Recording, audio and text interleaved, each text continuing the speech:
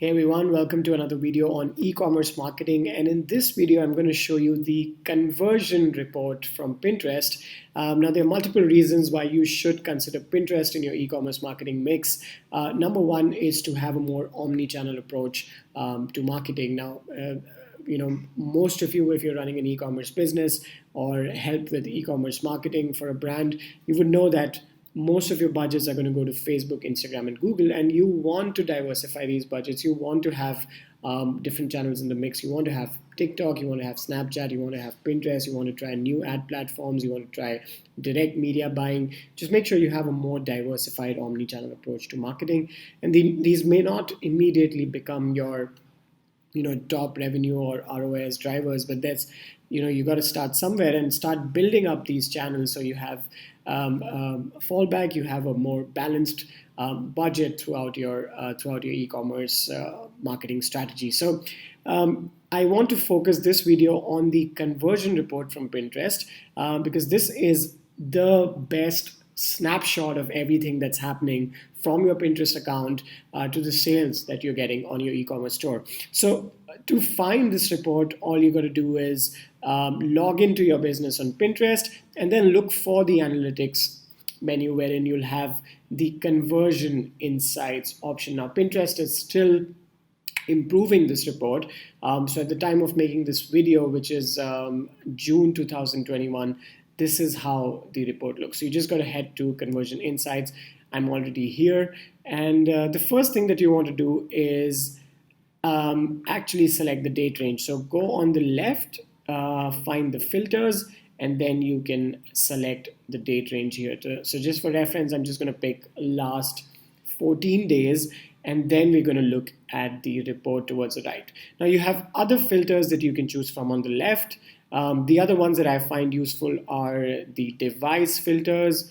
That's the one that I use the most often. And that's usually the only one that I use apart from the date. So I would filter by date range and then sometimes by device just to see how the performance is on mobile versus desktop versus tablet. So for now, I'm going to just select all devices and select the date range of 14 days, and then we're going to go through this report together. Now, you see here that the first thing that they report is the revenue. Now, this is the revenue that you've got from sales coming from Pinterest. Now, they could have come from paid or organic, but as long as they've come from Pinterest, the Pinterest tagging will track this revenue.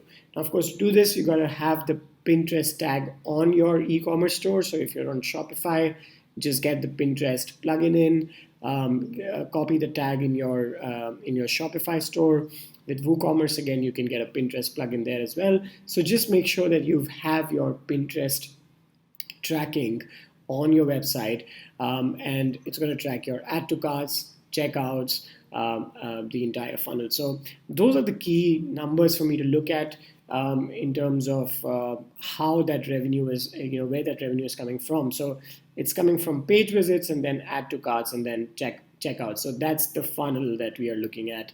And then finally, we have average order value. At this point, this is not the priority metric for me because I'm still optimizing the pins, setting up the Pinterest boards, trying to experiment with different ads on Pinterest. So for this particular customer, we are still in a very early stage to focus on average order value. So as a matter of strategy, what I recommend is to focus on AOV once you have a good conversion rate. And right now, the conversion rate is something that we would optimize first. The audience and product fit is what we would optimize first. Trying to find the right audience from Pinterest for our ads is what I would focus on first rather than going for AOV. So those are the key metrics here in terms of conversion. So you see the revenue, the page visits, the add to carts, checkouts, and then you have the average order value. So if you've got 9 orders, this is the average value of the orders that they've placed. So on an average, 9 people have bought $72 worth of product. So that's just the average calculation. And 67 people have actually added to cart. So that's a good number from which we've got 9 conversions. And of course, you can then use remarketing like email and SMS to get these people back to complete their purchase. So you still have those 67 leads to work with.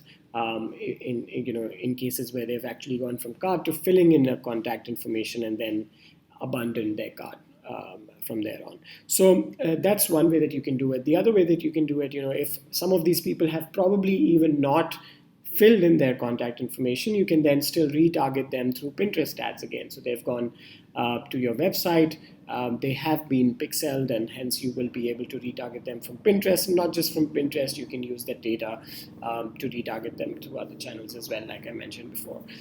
So that's the key metrics here. And in case you need, when you're on your report and you need more information, just hover on this icon, and you'll be able to see what this metric means. However, so far these are pretty straightforward. Of course, the number of page visits here means the page is on your website. So every pin is a link, and sorry about that. Every page is a link. Every pin is a link, and once people click through your pin, they're going to be on your website page. So that's 4,640 people who have seen your website from Pinterest. Now is the more interesting, the fun part here is the split by paid and organic. So you would create pins, you would create boards, you would try to get repins on your pins, and then you would also run ads. Always do a mix of both. Don't have the fear of experimentation. So go ahead and experiment with some ad budget on Pinterest to see how that goes for you. So in this case, you see that we really have three metrics to look at. So we have the paid unassisted, paid assisted, and organic. And the total of this is the revenue that you have made from Pinterest, which is $648. So this is all going to add up to approximately this number. Now, how this works is the paid unassisted metric. Let's talk about that first. That's the total order value of checkouts that people have made, so total transactions that people have made just by looking at your ads. So they haven't seen your organic content. They've just seen your ads, clicked through your ads, and made a purchase. So $427 have come from paid without any assistance from organic pins or organic content. So that's why they call it paid unassisted. And then you have $129 with paid assisted. So this is people who've seen your ad but also seen your organic content, also probably engaged or viewed your organic content. So there is some assistance on the ad campaigns from your organic content as well. And finally, you have organic, which don't get confused because they just say organic. It is actually organic unassisted. So this is all coming from organic, where people have not seen any of your paid ads and not clicked through any of your paid ads. So just from your organic content, your organic pins, you've got $91 in sales. Now, the comparison here, just to highlight this fact as well, the plus 50% or plus 139% is, of course, compared to the previous period. So since I've selected, the last 2 weeks, it's the last 2 weeks before that. So it's, grown from the previous period as compared with the previous period. Now here, when you see split by paid and organic, you can also do checkouts.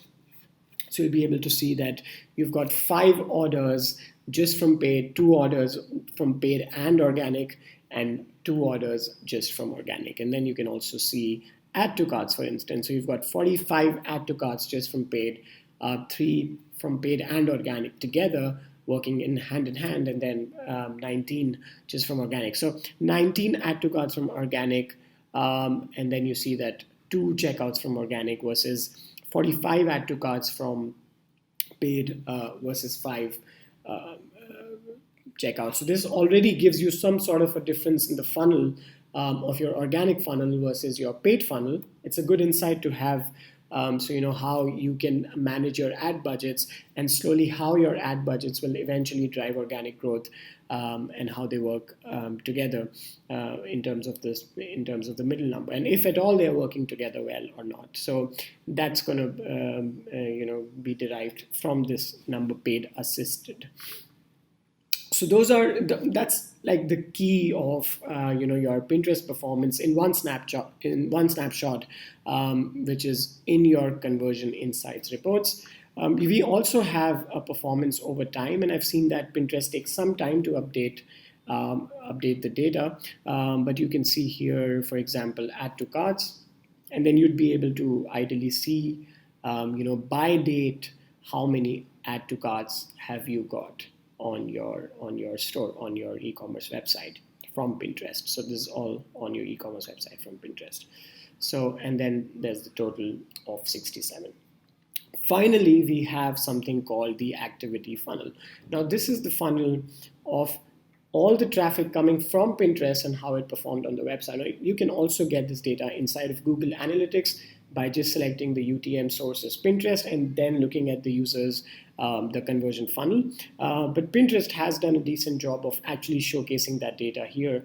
And this is actually the number that I'm focusing right now on. So 0.1% purchase rate from my Pinterest channel is what I'm going to work on first before I think about AOV and all those kinds of things. I'm just going to focus on how to get the right people to, improve the purchase rate. And right now, this particular account is in a very early stage on Pinterest. So it's okay to start off really bad and then start to improve your purchase rate by doing multiple experiments. So we see here that the total audience is just basically all of the people, reach, impressions, all of the numbers which don't really matter. What matters here is the page visitors. So the page visitors is the people who have visited, and then from there, what matters is the people who have continued. So that's 2.6%. And if you click on that 2.6%, you see that those are 41 people who have added to cart. And then what matters is what percentage of those people have actually purchased. So that's 22% of 41 people have actually purchased. So if you go through that, you will be able to land up with the total number, which is 9. So 9 people have actually purchased, which from the entire audience is just 0.1%. Now this entire audience is 330,000. So honestly, that's not the number I would worry about a lot. I would, however, worry about the percentage from the page visitors. So it's 0.6% of 1.58 K. So what I would do is I would wait for this to hit 1% with new experiments, and then I would start to add any more budgets on the ad campaigns. That's my typical approach, even though 1% would still be lower compared to my overall website conversion rate, which at this point is between 2 and 3%. So it would still be okay, however, to wait for this to reach 1%, do different experiments on audiences on my ads, and then also interact with better people on Pinterest, better in the sense people who fit better in my target audience, and then see if this number has gone up. Once it has reached 1%, then I would start increasing the budget. So this is how you can make decisions, key marketing decisions and advertising decisions from this activity funnel from Pinterest. And then of course we also have top converting pins, so you can go ahead and go to that last section to see what pins have converted the best.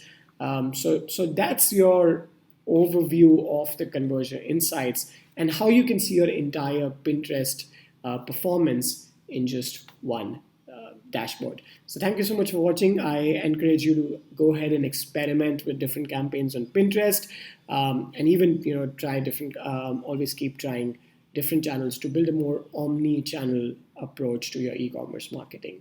Thank you so much for watching, and I'll see you in the next one.